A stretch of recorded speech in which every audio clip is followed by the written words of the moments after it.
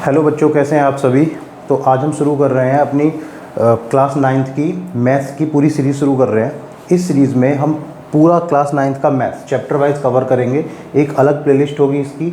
इसी तरह की प्लेलिस्ट एक 10th क्लास की भी होगी, उसमें भी हम यही करेंगे कि पूरा मैथ कवर करेंगे चैप्टर वाइज। एक एक चैप्टर को कवर करने के लिए हम पूरा कंसेप्ट यूज़ करेंगे। जो भी कंसेप्चुअल चीज़ें होंगी सारी एक सीरीज़ में होंगी। उससे अगली सीरीज़ में हम जो क्वेश्चंस होंगे, जैसे एनसीईआरटी के क्वेश्चंस हैं, बाकी जो रेफरेंस बुक होती हैं जैसे आर.डी. शर्मा है ना, स्मार्ट माइंड है, इन सब के भी क्वेश्चन की सीरीज़ हम अलग लेके आएंगे। ये जो सीरीज़ है ये कंसेप्चुअल सीरीज़ है पूरी तरह से, ठीक है। इसमें भी प्रैक्टिस होगी, इसमें मोस्टली क्वेश्चन आपके कवर हो जाएंगे। जितने भी आर.डी. शर्मा वगैरह है वो सारे क्वेश्चन इसमें कवर हो जाएंगे। तो चलिए ज़्यादा टाइम वेस्ट ना करते हुए स्टार्ट करते हैं, और जो भी धीरे धीरे इसकी डिटेल्स होंगी वो मैं आपको बीच बीच में बताता रहूँगा। तो नंबर सिस्टम स्टार्ट करते हैं। देखिए, सबसे पहले हमने क्या करा है, नंबर सिस्टम में ये चैप्टर है ना क्लास 9 का नंबर सिस्टम, इसको 3 पार्ट्स में डिवाइड किया जाता है। पहला इसमें आता है प्योरली नंबर सिस्टम, जिसमें सिर्फ नंबर सिस्टम की बात होती है, नंबर्स की बात होती है, रैशनल और इर्रेशनल। नंबर सिस्टम, इसमें रैशनल नंबर आएंगे आपके, रैशनल, और दूसरा आएगा इर्रेशनल, ठीक है। ये पार्ट पूरा कवर होगा हमारा। ये भी एक क्लास में कवर नहीं होगा, इसमें भी कई क्लास लगेंगे हमारे करने के लिए। फिर उसके बाद आता है एक्सपोनेंट। देखिए, एक्सपोनेंट जो है एनसीईआरटी के अंदर बहुत 2-4 क्वेश्चन दे करके उसको ख़त्म कर दिया, लेकिन इसमें बहुत सारे अच्छे क्वेश्चंस आते हैं और एग्जाम में भी पूछे जाते हैं। ऐसा नहीं है कि एग्जाम में सिर्फ एनसीईआरटी से पूछे जाएंगे, ठीक है। तो ये हम अच्छे से कवर करेंगे, इसमें भी हमारी 1 से ज़्यादा क्लास लगेंगी। उसके बाद आता है रैशनलाइजेशन।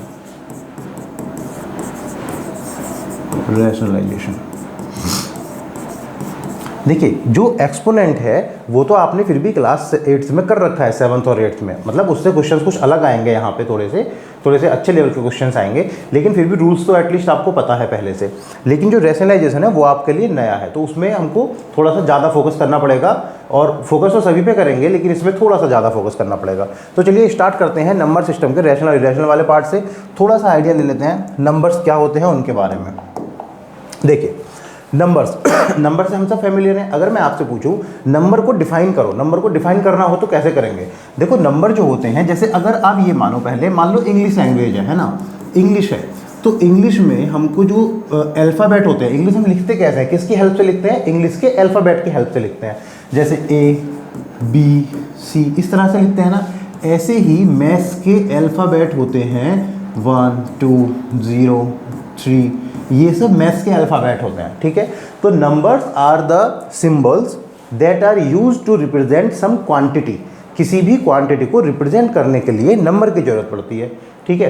किसी का वेट आपको रिप्रेजेंट करना है, किसी की क्वांटिटी रिप्रेजेंट करनी है कि कितने लोग खड़े हुए हैं यहाँ पे, है ना, तो नंबर्स को तो यूज़ करना पड़ेगा। और नंबर्स क्या है, नंबर्स एक सिंबल हैं जो मैथमेटिक्स में यूज़ होते हैं, ठीक है। तो नंबर्स हमारे होते हैं मेनली दो तरह के नंबर होते हैं। पहला रियल नंबर और दूसरा इमेजिनरी नंबर, ठीक है। जो इमेजिनरी नंबर है वो आपके सिलेबस का पार्ट नहीं है। अभी हमें किस पे फोकस करना है, रियल नंबर पे, लेकिन इमेजिनरी नंबर में 2 मिनट का टाइम लेके छोटी छोटी बातें कर लेते हैं। इमेजिनरी नंबर बेटा वो होते हैं जिसमें हम आयोटा का यूज़ करते हैं, आयोटा, ठीक है। आयोटा मतलब I² = -1 होता है। बहुत ज़्यादा परेशान मत होना, समझ ना आए तो कोई इतनी बड़ी बात नहीं है, बस यह है कि थोड़ा सा जान लो, जब 11th क्लास में जाओगे तब आपको ये देखने को मिलेगा, ठीक। अगर मान लो मैंने कोई नंबर लिखा 3I लगा दिया मैंने पीछे से, तो ये क्या बन गया, ये एक इमेजिनरी नंबर बन गया, ठीक है। और उसमें इमेजिनरी नंबर का टाइप होता है, इमेजिनरी नंबर में मेनली तो एक ही टाइप आता है, कॉम्प्लेक्स मतलब जिसमें इमेजिनरी नंबर और रियल नंबर दोनों को मिला के लिख दिया। मैं इसी में अगर लिख देता कि 3I + 7, तो देखो ये इमेजिनरी नंबर है ना, और ये रियल नंबर है। तो इमेजिनरी नंबर और रियल नंबर मिलके क्या बना दिया, एक कॉम्प्लेक्स नंबर बना दिया। इन दोनों ने एक कॉम्प्लेक्स नंबर बना दिया। तो क्योंकि ये हमारे सिलेबस में बहुत ज़्यादा है नहीं, तो इसको हमें बहुत ज़्यादा कवर करना नहीं है, तो इसको हम करते हैं साइड। अब आते हैं अपने मेन पार्ट पे, रियल नंबर्स। क्या आप बता सकते हैं कि रियल नंबर्स क्या होते हैं। रियल नंबर्स वो सारे नंबर होते हैं जो नंबर लाइन पे डायरेक्टली या इनडायरेक्टली रिप्रेजेंट होते हैं। डायरेक्टली का मतलब क्या है कि देखो, जैसे यहाँ पे 0 लिखा हुआ है, राइट साइड में क्या होते हैं, पॉजिटिव नंबर्स होते हैं, है ना। राइट साइड में पॉजिटिव नंबर होते हैं और लेफ्ट साइड में नेगेटिव नंबर होते हैं। ये आप सबको पता है, ठीक है, ये बात सब लोग जानते हैं अच्छे से। तो इसमें जो ये डायरेक्टली आपको नंबर लाइन पे सीधे सीधे दिख रहे हैं, जो इंटीजर आपको दिख रहे हैं यहाँ पे 1 2 3 0 -1 -2, ये तो है ही है रियल नंबर। लेकिन किन्हीं दो नंबर्स के बीच में क्या कोई नंबर नहीं है? आप जानते हैं कि किन्हीं भी दो नंबर्स के बीच में इनफाइनाइट नंबर्स होते हैं, है ना। तो इनके बीच में जो नंबर हमको यहाँ दिख नहीं रहे, जिनको हम रिप्रेजेंट कर सकते हैं लेकिन अभी डायरेक्टली हमने किया हुआ नहीं है, उनको भी इंक्लूड करते हैं हम रियल नंबर्स के अंदर, ठीक है। अब रियल नंबर्स हमारे पॉजिटिव भी हो सकते हैं और नेगेटिव भी हो सकते हैं, ठीक है। इनके बीच में देखो डेसिमल में भी आ सकता है, मान लो 1.5 है, वो इनके बीच में आएगा। तो डेसिमल नंबर्स हैं वो भी हमारे रियल नंबर्स हो सकते हैं। कोई फ्रैक्शन है, मान लो मैंने लिखा है यहाँ पे 3/2, ठीक है। तो 3/2 1.5 ही तो है, तो ये भी हमारा क्या है, ये भी हमारा एक रियल नंबर ही है। तो रियल नंबर में सब इंक्लूड हो जाता है इमेजिनरी नंबर छोड़ के। रियल नंबर में फ्रैक्शन भी आ जाएगी, नेगेटिव नंबर भी आ जाएंगे, डेसिमल नंबर भी आ जाएंगे, वो सारे इसमें आ जाएंगे, ठीक है। अब रियल नंबर्स में अगर हम आगे चलें तो रियल नंबर्स को दो पार्ट्स में डिवाइड करते हैं। पहला पार्ट होता है इर्रेशनल और दूसरा होता है रैशनल, ठीक है। हमारा जो ये पूरा ये वाला जो पार्ट है नंबर वाला इस पहले चैप्टर का, वो इर्रेशनल और रैशनल पर ही चलेगा। इनफैक्ट रैशनल नंबर से तो आप पहले से काफ़ी फैमिलियर हैं, लेकिन इर्रेशनल नंबर पहली बार पढ़ेंगे, बहुत अच्छे से हम उसको पढ़ेंगे। सबसे पहले हम रैशनल नंबर कवर करते हैं अपना, है ना। सबसे पहले रैशनल नंबर कवर करेंगे, उसके बाद इर्रेशनल पे आएंगे। देखिए जैसे रैशनल नंबर पे आता है, रैशनल नंबर होते हैं तीन तरह के। पहला फ्रैक्शन, इंटीजर्स और साथ में कॉम्प्लेक्स। नहीं, ये कॉम्प्लेक्स यहाँ पे गलत दे दिया है, इस कॉम्प्लेक्स को हटाइए। ये कॉम्प्लेक्स तो उसका पार्ट है, जो हमारा वो था ना इमेजिनरी नंबर, उसका पार्ट था। आप इसको यहाँ से हटाइए, ठीक है। तो मेनली रैशनल नंबर हमारे दो तरह के होंगे, एक होगा फ्रैक्शनल, एक होगा इंटीजर्स, ठीक है। फ्रैक्शनल में अगर हम फ्रैक्शन की बात करें, फ्रैक्शन क्या होता है? फ्रैक्शन दो तरह की होती हैं, एक होती है प्रॉपर और एक होती है इम्प्रॉपर, ठीक है। मिक्स्ड फ्रैक्शन, इम्प्रॉपर को ही हम क्या बना के लिख देते हैं, मिक्स्ड फ्रैक्शन बना के लिख देते हैं, मिक्स्ड फ्रैक्शन। ये सब चीज़ें आपको वैसे तो आती होंगी, लेकिन फिर भी हम इसको थोड़ा थोड़ा पार्ट कवर कर लेते हैं, इसमें थोड़ा थोड़ा पार्ट कवर करते हैं यहाँ पे। देखिए सबसे पहले हम बात करते हैं फ्रैक्शन की। फ्रैक्शन होती क्या है? जैसे मान लो कोई भी होल है, कोई भी होल पार्ट है, मान लो कोई भी एक ऑब्जेक्ट था, ये हमने क्या करा, हमने इसको कुछ पार्ट्स में डिवाइड कर लिया। चलो ये वाला छोड़ो, हम ये लेते हैं, ये हमारा पूरा पार्ट है, किसी भी चीज़, कोई भी ऑब्जेक्ट हो सकता है ये, ठीक है। हमने क्या करा, इसको कुछ पार्ट्स में डिवाइड किया, 1 2 3 4, 1 2 3 4 5 पार्ट में डिवाइड किया। तो इसके टोटल कितने पार्ट हैं? 5 पार्ट हैं। अब अगर मैंने इसमें से ये दो पार्ट सेलेक्ट कर लिए, तो इसका मतलब मैं इसे फ्रैक्शन में कैसे लिखूंगा, 2/5, मतलब टोटल 5 थे, उसमें से 2 मैंने सेलेक्ट कर लिए, ठीक है ना। तो ये हमारी फ्रैक्शन होती है, ठीक है। अगर अब देखो यहाँ पे क्या है, न्यूमरेटर हमारा छोटा है, डिनोमिनेटर बड़ा है ना। न्यूमरेटर छोटा है, डिनोमिनेटर बड़ा है, तो ये कैसी फ्रैक्शन हो गई, ये हमारी प्रॉपर फ्रैक्शन हो गई। अगर बाई चांस ऐसा होता कि डिनोमिनेटर छोटा हो जाता और न्यूमरेटर बड़ा हो जाता, इसका मतलब हम होल से भी ज़्यादा ऊपर जा रहे हैं, तो उसको हम क्या बोलते हैं, इम्प्रॉपर फ्रैक्शन बोलते हैं। देखो मैंने लिखा है यहाँ पे 4/7 और यहाँ लिखा 14/5।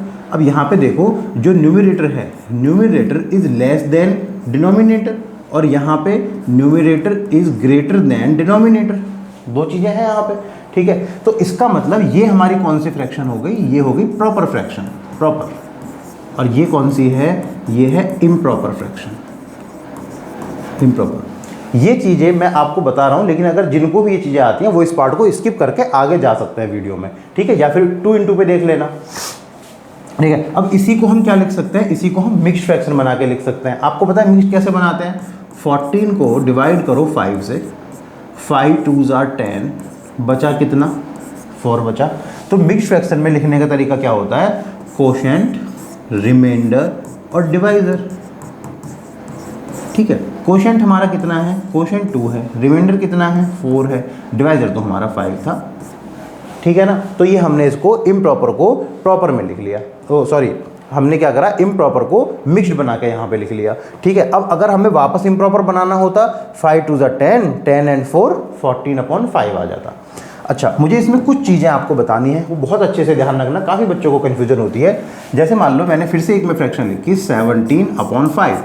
अब आप जब इसको इम्प्रॉपर बना के लिखोगे, चलो ये वाला कर दो, फिर हम आगे से डायरेक्ट करेंगे। 17 को डिवाइड किया 5 से, 5 3 ज़ा 15, बचा कितना 2 बचा, राइट। अब हम इसको लिखेंगे, अगर मिक्स फ्रैक्शन में लिखना है तो कोशेंट 3 आ गया, रिमाइंडर 2 आ गया और डिवाइज़र 5 आ गया। रिमाइंडर की जगह हम यहाँ पे लिखते हैं 2, तो 3 होल 2/5 हमारी ये मिक्स फ्रैक्शन बन गई, ठीक है। अब मैं आपसे ये पूछना चाहता हूँ कि क्या हम, इसका मतलब क्या है, क्या इसका मतलब 3 इंटू 2/5 है या फिर 3 प्लस 2/5 है? बोलो, इसका मतलब बताओ मुझे क्या है। क्या इसका मतलब 3 इंटू 2/5 है या इसका मतलब 3 प्लस 2/5 है ना। अब एक बात बताओ, अगर मैं इसको सॉल्व करूं इस वाले पार्ट को, तो 3 में 2 का मल्टीप्लाई होगा। आपको पता है ये वाला पार्ट तो हमारा सीधा सीधा इसमें जाता है, ये वाला पार्ट तो सीधा सीधा न्यूमरेटर में मल्टीप्लाई होता है ना। तो 3 2 जार 6/5 आ गया। क्या हमारा ये 6/5 था? नहीं, 6/5 तो नहीं था। इसका मतलब ये तो नहीं है हमारा पार्ट, है ना। एक कलर क्यों नहीं चेंज हो रहा भाई? हाँ ठीक है, इसका मतलब ये तो नहीं है हमारा पार्ट, है ना। तो अगर हम इसको देखें, अब देखो यहाँ पे क्या है, अपॉन में 1 लिखा हुआ है ना। अब आपको पता है कि अगर हम किन्हीं भी दो फ्रैक्शन को प्लस या माइनस करना चाहते हैं तो हमको क्या करना पड़ता है, सबसे पहले डिनोमिनेटर सेम करना पड़ता है। 1 और 5, हम क्या इसको 5 बना सकते हैं? बिल्कुल बना सकते हैं। कैसे? हम ऊपर नीचे 5 से मल्टीप्लाई कर लेते हैं। तो ऊपर ऊपर नीचे क्यों? किसी भी फ्रैक्शन में जब मल्टीप्लाई करते हैं तो ऊपर और नीचे दोनों तरफ करेंगे। ऐसा नहीं है कि सिर्फ ऊपर कर दिया सिर्फ नीचे कर दिया, है ना। हमारा राज थोड़ी चल रहा है यहाँ पे। तो 5 से मल्टीप्लाई किया, 3 इंटू 5 अपॉन 1 इंटू 5 प्लस 2/5, तो ये कितना हो गया 15/5 प्लस 2/5। अब देखो डिनोमिनेटर सेम हो गया तो डिनोमिनेटर को एक ही बार लिख लिया, 15 और 2 17, तो ये हो गया 17/5। देखो यहाँ से हम सीधा कहाँ पहुँच गए, यहाँ पर पहुँच गए। इसका मतलब मैंने ये इतना ज़्यादा क्यों बताया आपको, कई बार बच्चे क्या करते हैं, इसको मल्टीप्लाई मान लेते हैं यहाँ पे, जबकि यहाँ मल्टीप्लाई नहीं है, यहाँ पे क्या है, यहाँ प्लस लिखा हुआ है बीच में, ठीक है। तो ये बात हमें बहुत अच्छे से ध्यान रखनी है। चलिए, तो हमने देखा प्रॉपर देखा, इम्प्रॉपर देखा और मिक्स्ड फ्रैक्शन देखा। तो फ्रैक्शन पार्ट तो हमारा ये हो गया, समझ में आ गई बात। अब आते हैं इंटीजर्स पे।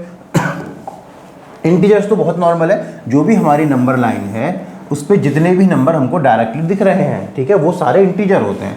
0 के राइट साइड में क्या होगा, +1 +2 +3 और यहाँ से कहाँ तक, प्लस इनफाइनाइट तक। इधर -1 -2 -3 और यहाँ से कहाँ तक, -इनफाइनाइट तक, ठीक है। अब देखो इसमें सारी बात कर लेते हैं हम, ये इंटीजर्स वगैरह सारी बात कर लेते हैं, यहीं पे क्लियर हो जाएगा। देखो अगर हम 1 से स्टार्ट करें और प्लस इनफाइनाइट तक जाएं तो ये कौन से होते हैं, ये होते हैं बेटा नेचुरल नंबर्स, नेचुरल नंबर्स, ठीक है। अब अगर हम इन्हीं नेचुरल नंबर्स में, ध्यान रखना नेचुरल नंबर में 0 इंक्लूड नहीं होता, है ना। अब इसी में अगर हम 0 को इंक्लूड कर लें, हमने इसी में 0 को इंक्लूड कर लिया, तो अब ये क्या बन गए, ये बन गए हमारे होल नंबर्स, ये बन गए हमारे होल नंबर्स, ठीक है। फिर अब इसी में अगर हम ये सारे इंक्लूड कर लें, माइनस और प्लस सारे इंक्लूड कर लें, तो ये क्या बन जाता है हमारा, ये बन जाते हैं इंटीजर्स, है ना। अब इस पे क्वेश्चन आता है एग्जाम में, अभी मैंने आगे क्वेश्चन डाले हुए हैं, वो प्रैक्टिस हम कर लेंगे। एक दो क्वेश्चन यहाँ पे देख लेते हैं। जैसे अगर मैं आपसे बोलूँ कि ट्रू फॉल्स में आएगा, जैसे मान लो ट्रू फॉल्स में कि all the natural numbers are whole numbers, तो आप देखोगे सारे नेचुरल नंबर होल नंबर की कैटेगरी में तो आ रहे हैं, इसका मतलब तो ट्रू है। लेकिन अगर मैं इसका वाइस वर्सा बोलता, मैं बोलता whole all the whole numbers are natural numbers, तो हमारा स्टेटमेंट गलत हो जाता। क्यों गलत हो जाता? क्योंकि यहाँ पे देखो नेचुरल नंबर्स में 0 तो नहीं आता, तो सारे होल नंबर नेचुरल नंबर तो नहीं हो सकते ना, सारे नेचुरल नंबर तो होल नंबर हो सकते हैं, ठीक है। इसी तरह से अभी हमारे आगे मैंने और भी प्रैक्टिस के क्वेश्चन डाले हुए हैं, वो हम करेंगे।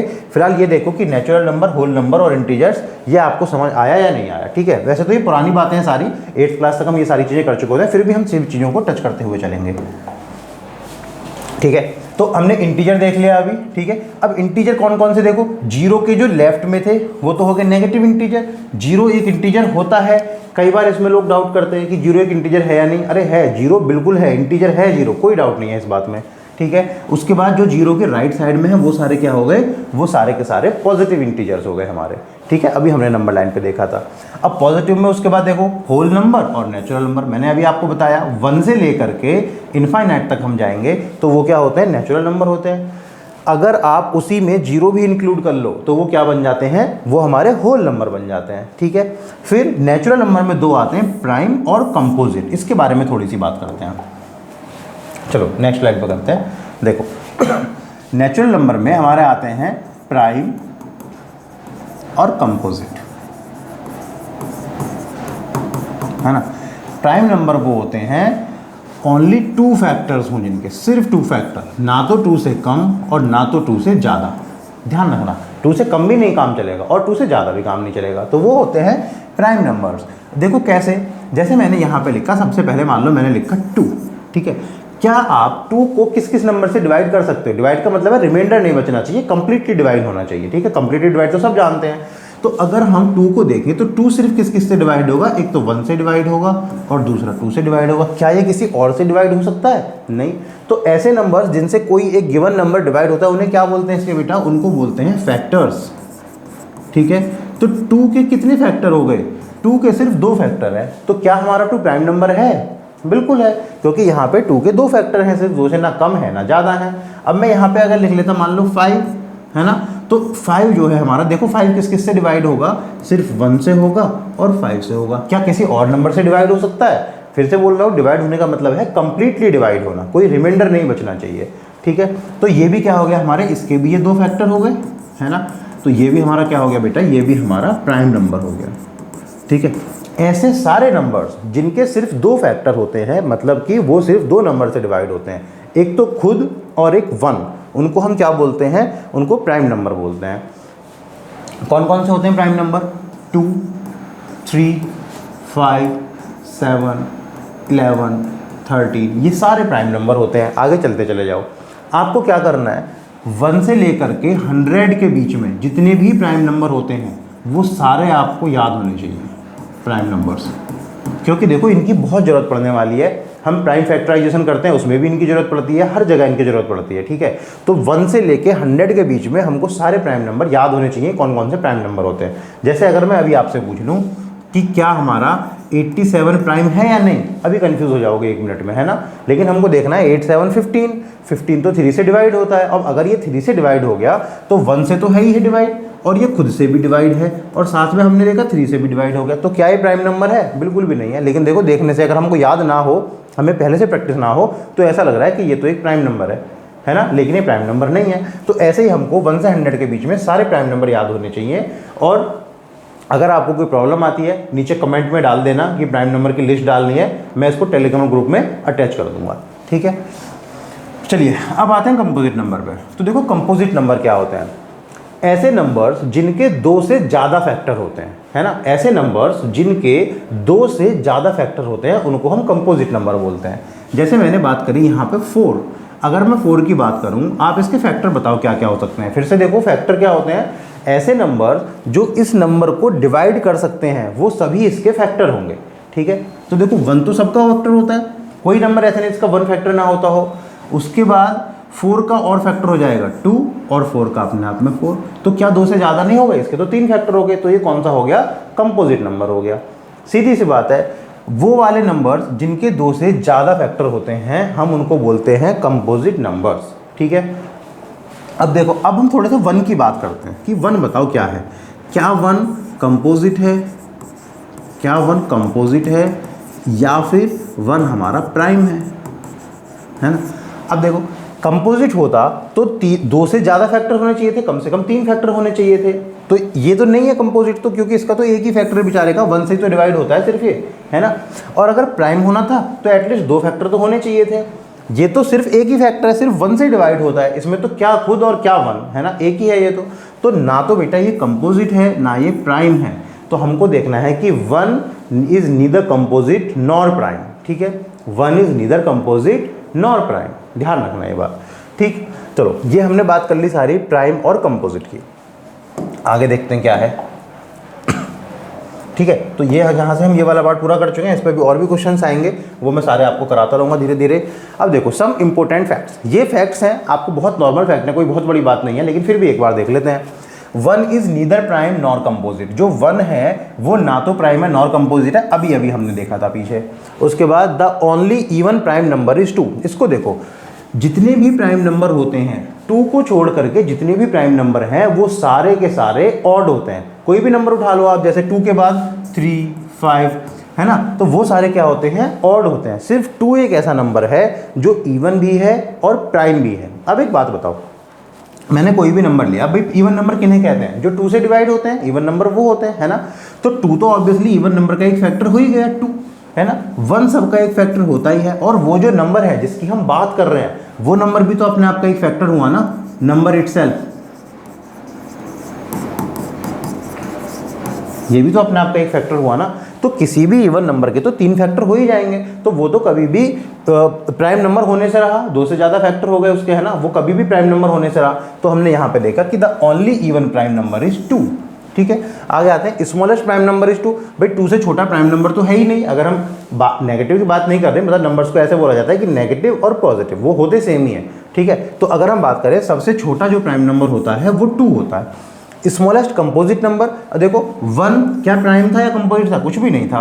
2 प्राइम था, 3 प्राइम था, है ना, ये तो कुछ भी नहीं है, ये प्राइम है, ये भी प्राइम है। 4 ये हमारा कंपोजिट आया था। ठीक है, तो सबसे छोटा कंपोजिट नंबर क्या हो गया, वो हमारा 4 हो गया। उसके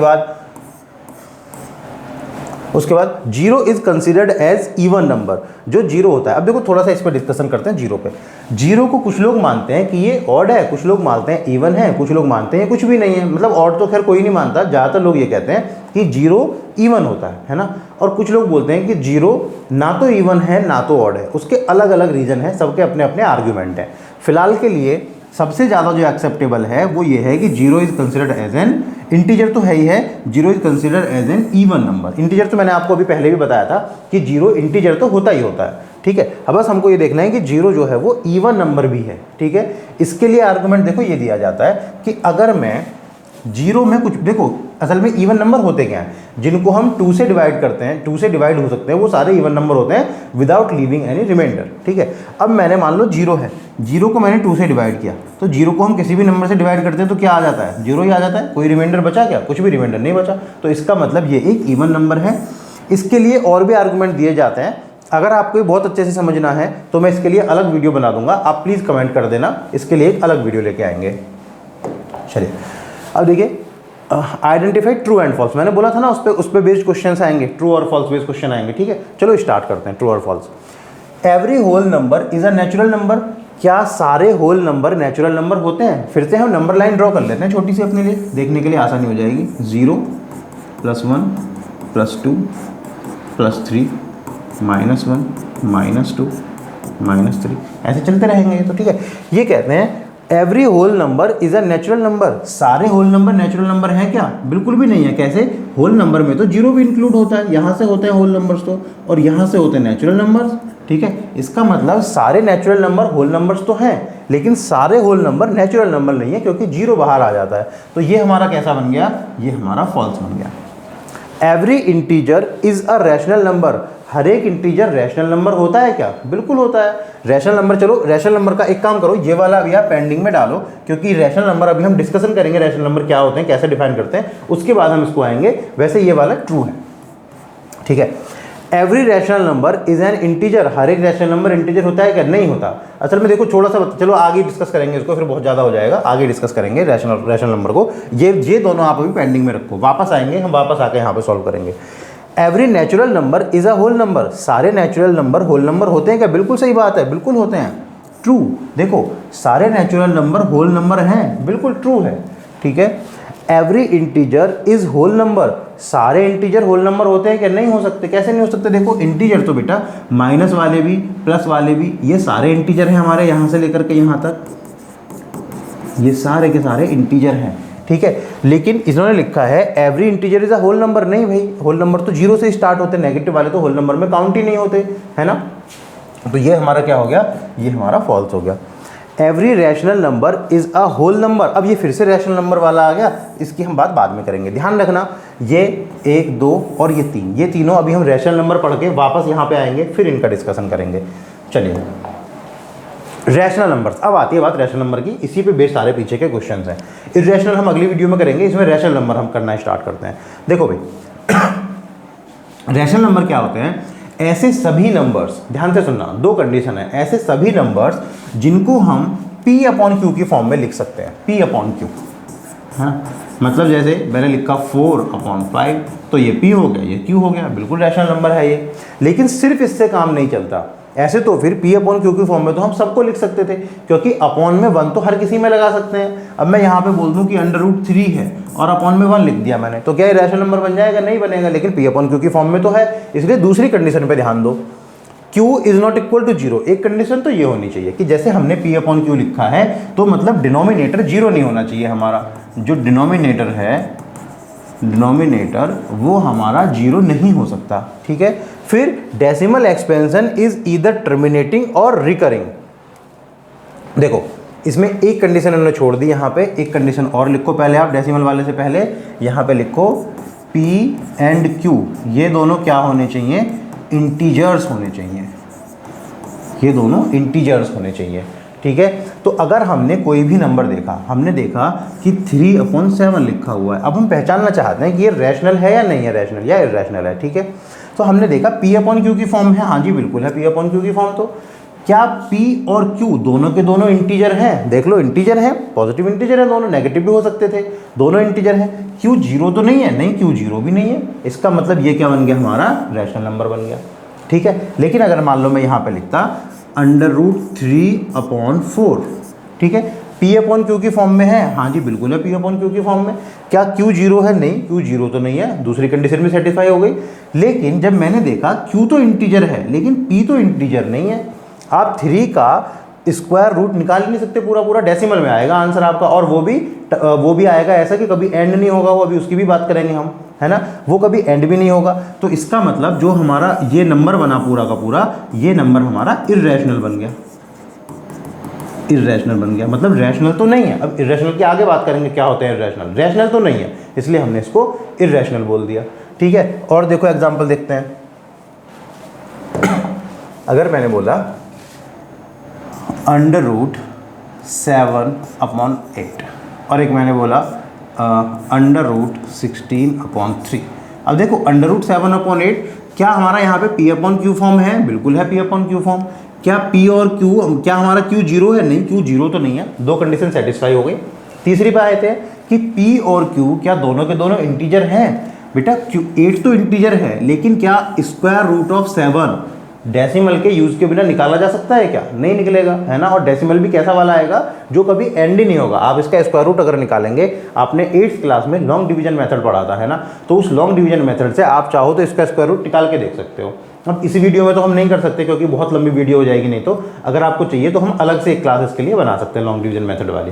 आपके सिलेबस का पार्ट नहीं है, लेकिन फिर भी निकालना आना चाहिए, स्क्वायर रूट कैसे निकालते हैं, कई बार जरूरत पड़ती है उन चीज़ों की, ठीक है। तो ये हमारा, ये इंटीजर नहीं है, जब इंटीजर नहीं है तो ये हमारा क्या हुआ?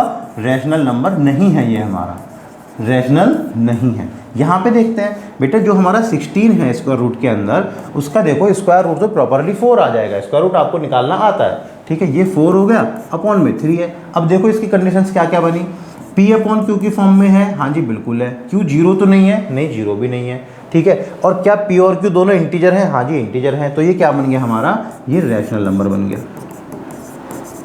समझ में आई इतनी बात?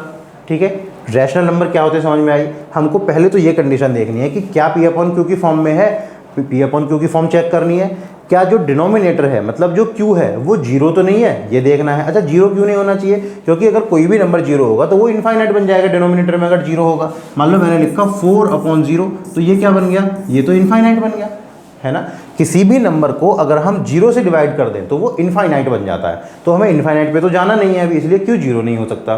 दूसरा, P और Q दोनों इंटीजर भी होने चाहिए, ठीक है। तो ये तो आ गई ये वाली फ्रैक्शन वाले पार्ट को पहचानने के लिए आ गया।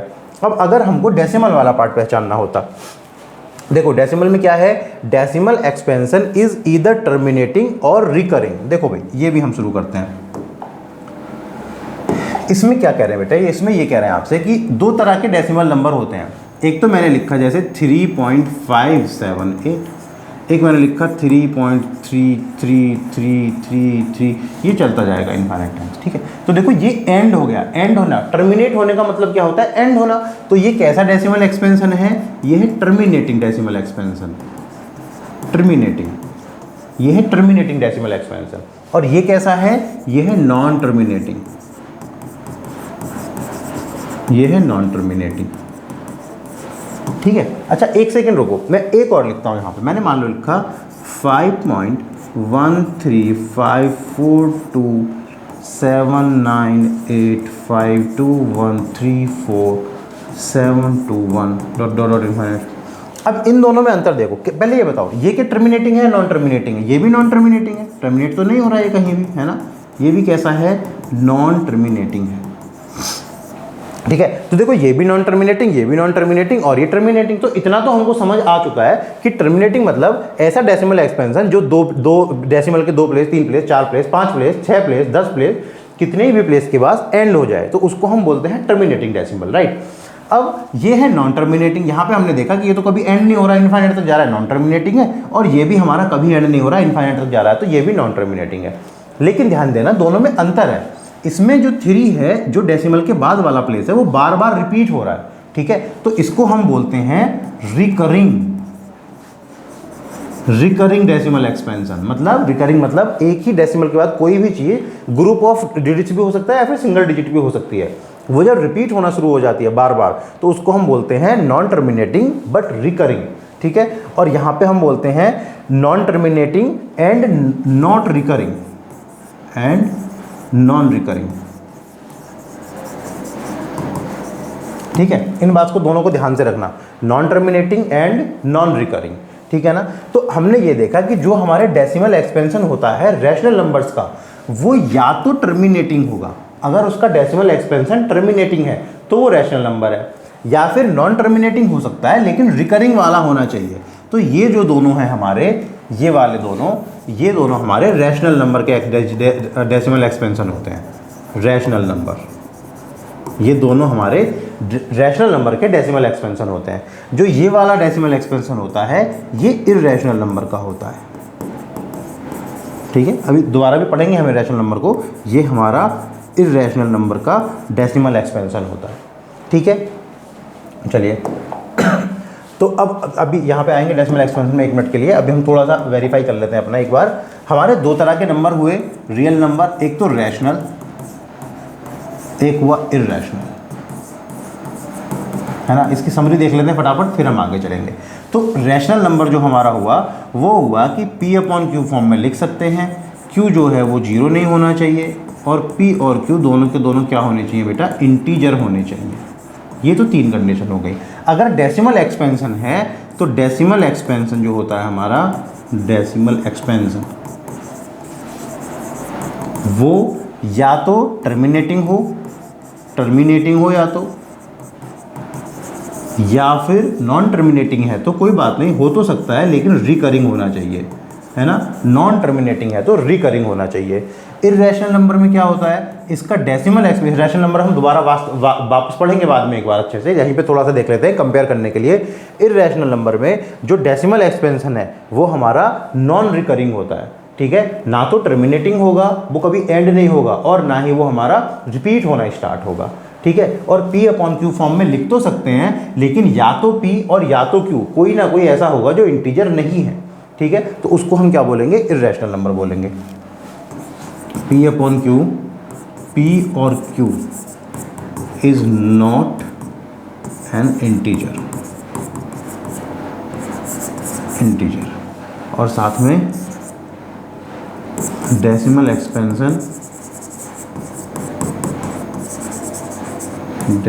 एक्सपेंशन इज नीदर टर्मिनेटिंग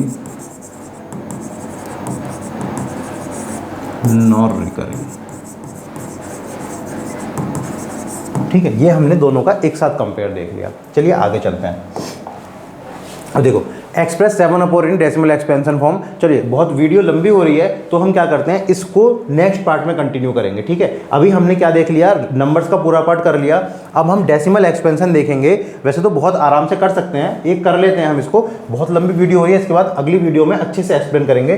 देखो डेसिमल एक्सपेंशन बिल्कुल सिंपल है, आपको डिवाइड करना आराम से आता है। 7 है, 7 को डिवाइड किससे करना है, 8 से डिवाइड करना है। अब 7 तो छोटा है ना, तो हम क्या करेंगे, सबसे पहले डेसिमल लगाएंगे और 0 पहले लगा लेते हैं। डेसिमल लगा के हमने क्या किया, यहाँ पे हम 0 ले आए, है ना। 0 ले आए तो अब 8 जार कितना हो गया ये 64, या नॉर्मल डिवाइड है बिल्कुल जैसे अभी तक डिवाइड करते आए इस चैप्टर में शुरुआत का पार्ट यही है, ठीक है। बस हम डेसिमल एक्सपेंशन करके वहाँ से आइडेंटिफाई कर लेंगे, है ना, कि ये कैसा नंबर आ रहा है। तो 70 में से 64 माइनस हुआ तो कितना बचा, 6 बचा। उसके बाद डेसिमल तो लगा हुआ है, एक जीरो लिया है, 8 7 जार 56 आ गया, बचा कितना 4, जीरो फिर से ले आए, 8 5 जार 40। आई होप कि ये सब डिवीजन तो आपको आता ही होगा, है ना। तो बचा कितना, कुछ रिमाइंडर कुछ नहीं बचा। तो डेसिमल एक्सपेंशन क्या आया हमारा 0.875 आया। अब देखो ये एंड हुआ या नहीं हुआ, ये एंड हो गया, तो इसका मतलब ये कैसा डेसिमल एक्सपेंशन है, ये टर्मिनेटिंग डेसिमल एक्सपेंशन है, ठीक है। टर्मिनेटिंग डेसिमल एक्सपेंशन तो एक ऐसा नंबर हो गया, रैशनल नंबर हो गया, रैशनल नंबर,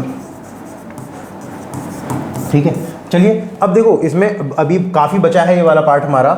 इस वैसे तो मैंने ये सोचा था कि इसी वीडियो में कंप्लीट कर लेंगे, लेकिन ये वीडियो काफ़ी लंबी जा रही है, तो हम चाहें तो अगली क्लास में कर सकते हैं, अगली नेक्स्ट क्लास में करते हैं हम इसको, है ना, क्योंकि नहीं तो वीडियो बहुत लंबी जा रही है और उसमें और भी बहुत कुछ एक्सप्लेन करने के लिए है, ठीक है। तो इसकी एक अलग वीडियो आएगी, तब तक आप इसका रिवीजन करो। ये जो पीडीएफ है आपको, ये वाली आपको टेलीग्राम ग्रुप में मिल जाएगी इसकी पीडीएफ, ठीक है। हमारा टेलीग्राम ग्रुप, इसके डिस्क्रिप्शन में हम टेलीग्राम ग्रुप का लिंक डाल देंगे, वहाँ से टेलीग्राम ग्रुप ज्वाइन कर लेना और वहाँ से आपको साथ के साथ पीडीएफ मिलती रहेगी। जितना भी स्टडी मटेरियल है, प्रैक्टिस क्वेश्चन, सॉल्यूशन जो भी है, वो सब आपको टेलीग्राम ग्रुप में मिलता रहेगा, ठीक है। तो चलो मिलते हैं अगली वीडियो में, जल्दी आएगी अगली वीडियो आपकी, तब तक आप इसका रिवीजन कीजिए। Thank you.